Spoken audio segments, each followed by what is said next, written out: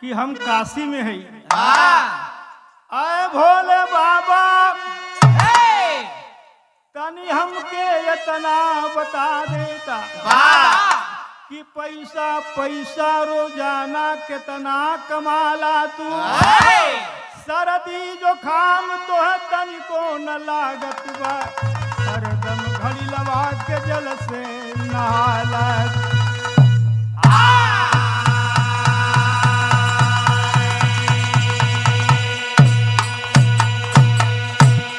आए भोला तोहार दहिया तनिको पिरात नहीं खे, माला बेल पद्म हरदम दबाला तू।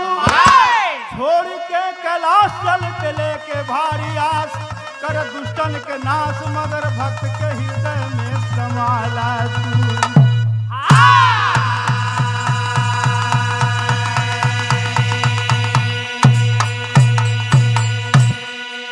हे हो शारद मैया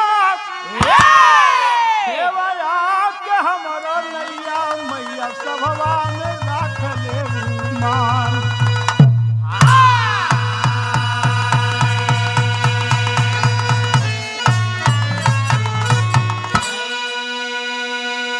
हम कलाकार माँ सरस्वती के आराधक होते हैं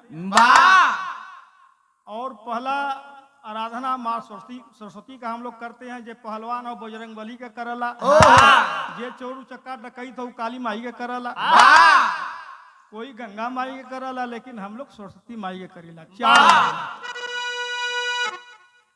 कि माई रे माई, अरे माई रे माई तोरे दिलवा से बाजे मधुर